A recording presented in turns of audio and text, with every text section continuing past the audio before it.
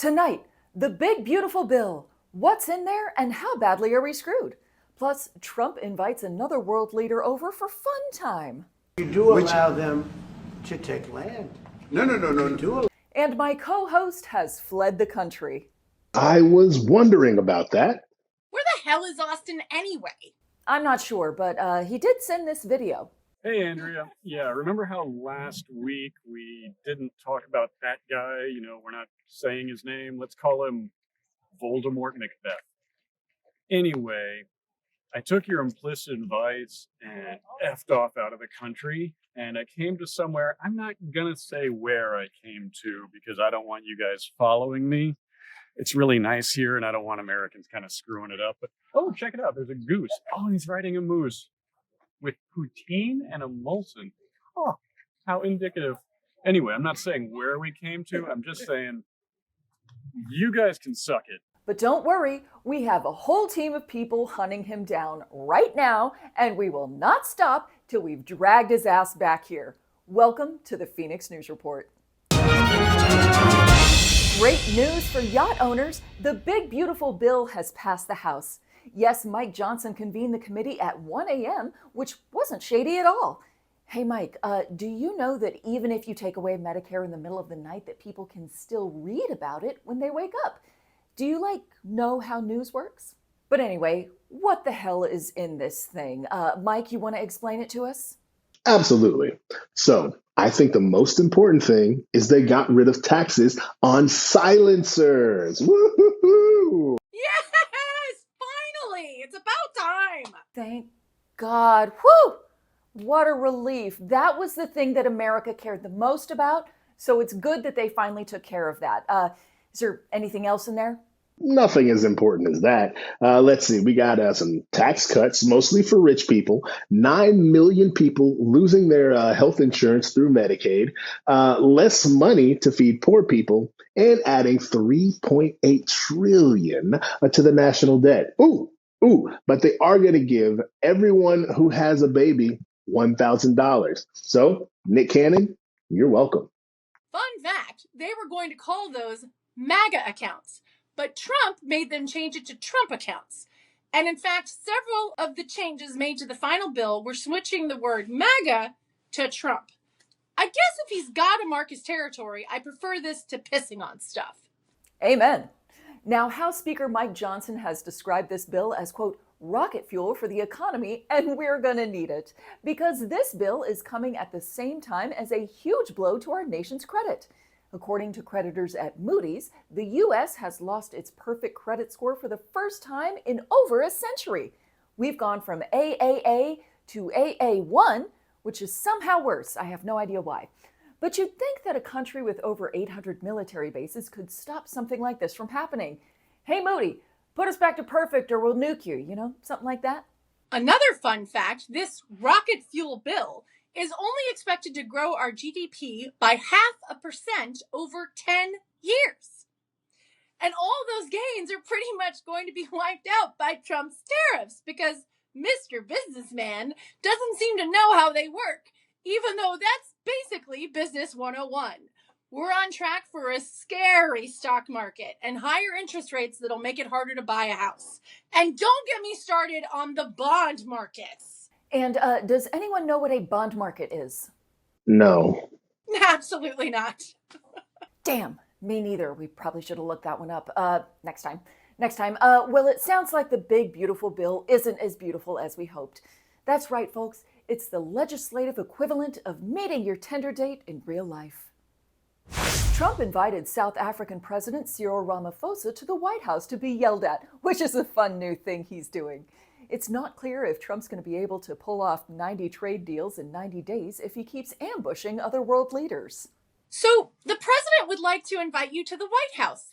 He'll yell some lies at you, insult your country, and then take some questions from the press. Sound good? How about we do this over Zoom instead? Trump claimed that a video showed the burial sites of several white farmers, but the crosses were there as a protest for 2 white farmers. They killed the white farmer, and when they kill the white farmer, nothing happens to them. No, there is nothing happens to them. There is criminality in our country. People who do get killed, unfortunately through criminal activity, are not only white people. Majority of them are black people. So if you're thinking of starting a farm in South Africa, come on in.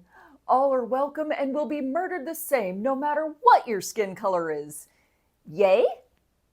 Well, it's been a big week for old dudes with younger, hotter gatekeepers. First up, it sounds like Bill Belichick and his granddaughter-age girlfriend might be tying the knot. That's right. Belichick's so-called muse, Jordan Hudson, moved into the business side of Mr. Belichick's world, telling him when to shut up during interviews and getting herself a beautiful dedication in the book she wrote about Bill Belichick's book about winning in football or whatever. Not talking about this. No. No. All that made him so happy that he allegedly popped the question. Our congratulations to the happy couple who are registered at Forever 21 next to the Coffin Emporium, sort of a KFC Taco Bell situation there. Now, speaking of ladies who carefully control what is said to and about their man, it sounds like Jill Biden had her work cut out for her. The book Original Sin alleges that Biden's inner circle tried to keep people away from him so they couldn't see how badly that he had declined, raising questions about who knew what and when did they know it. Not talking about this. No. No. Okay, guess we're skipping that. Andrea, I gotta ask, what's so wrong with protecting your man when the whole world is coming after him? Well, don't you think people should know the truth? They can't handle the truth. Trust me, you do not want to hear what Jeremy has to say without me filtering him. You'd be horrified. Say what now? Oh, nothing, honey. You're doing a great job. Yay! Why don't you go, rest? Okay, I guess.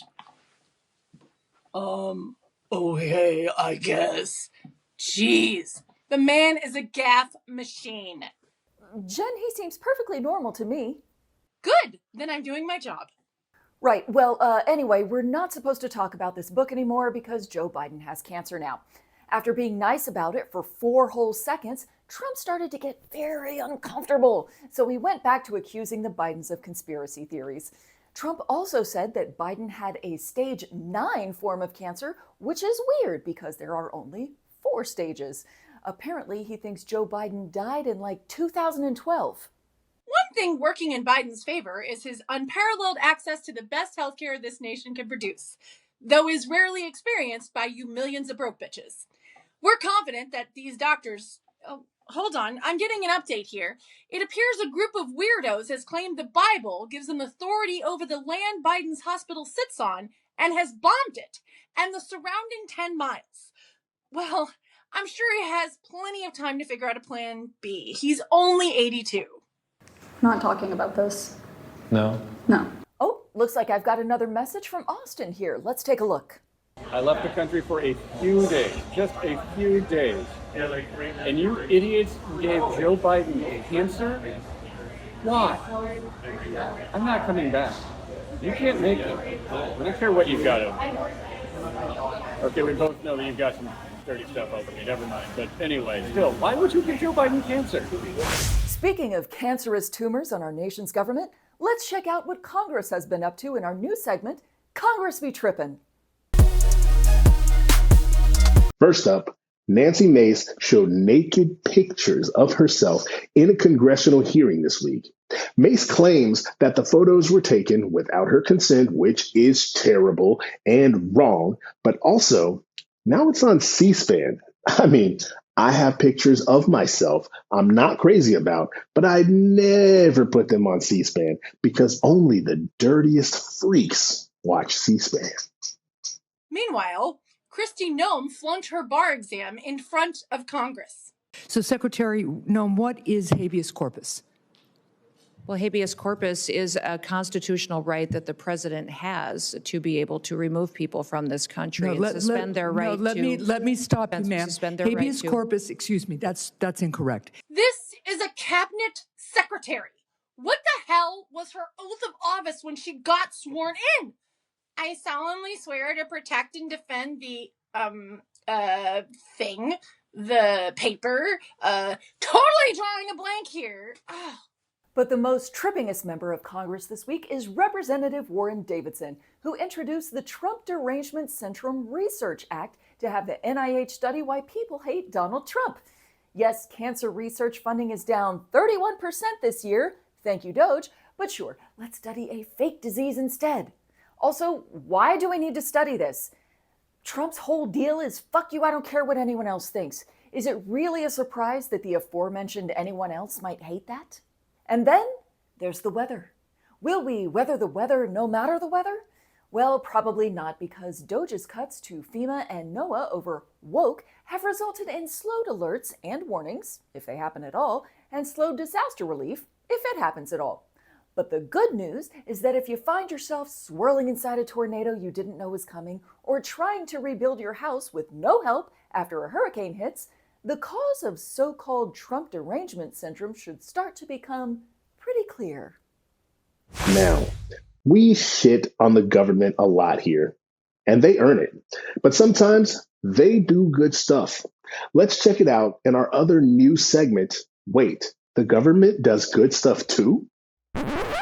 Here's some good news. Deadlock on the Supreme Court means that the nation's first public religious charter school is not getting funded by taxpayers. Ooh, that feels nice, don't it? Jen, do another one. Ooh, yeah. How about a judge blocking Trump's plan to dismantle the Department of Education? Oh, yeah, I love it when he loses in court. That's my kink. That's good to know. I'm going to just jot that down real quick. Andrew, you do one. This is fun. Okay. How about a bill for no tax on tips passing with overwhelming bipartisan support? Oh, hell yeah, that is some good shit. Oh, and it looks like Austin actually sent us another video about this. Let's take a look. Hey, Andrea, I saw on the news that something very weird happened back home, and that a Ted Cruz bill to end taxing on tipped wages went through. It was damn near unanimous. I mean, you and I both know that that's just red meat for the base. Anybody making tipped wages is going to take the standard deduction anyway. This will in no way affect them. This is just pandering, but all the same, I mean, it almost feels like Ted Cruz did something good. So I sailed further out and I got beached here. I'm not quite sure where I am anymore. But look, I'm going to keep going into the wilderness until this U.S. nonsense passes. See if I can't find a city or something nearby and maybe a friendly face somewhere. But yeah, this is going to be a rough one. Anyway, good luck in civilization. I'll probably never find my way back. Don't call, don't write. Do send my paycheck though, because weed is legal here and I'm gonna need that. Also, shrooms are legal here and I'm gonna need that. All right, cool, appreciate it. Burn in hell, you bastards. Oh, heard a great little saying they have here when I was discussing politics with some of the other people on the boat. I don't know the native language, and I know they weren't speaking for everyone in this country, just the people present in it immediately. It was a strange phrase. It went, let me see if I can get the accent right. Fuck Ted Cruz. Fired twice in the same month. That's what happened to drummer Zach Starkey, son of Ringo Starr, during his tenure with the legendary UK band, The Who. Fans online were outraged, saying 2 layoffs in a month? What is this, a tech company? The Who never had to ask, who are you, to Zach Starkey, despite Zach not being part of their generation.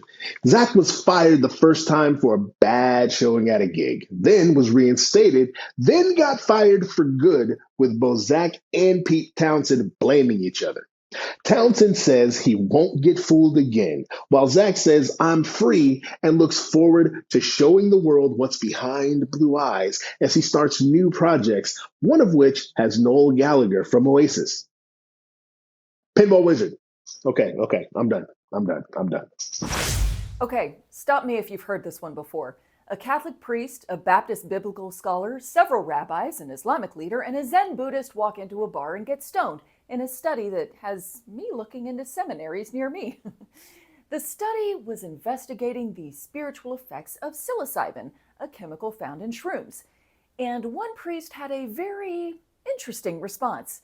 He described the experience as, and I can't make this up, erotic, and went on to clarify, even weirdlier, that the divine felt more masculine, and I felt I was experiencing it the way a woman would.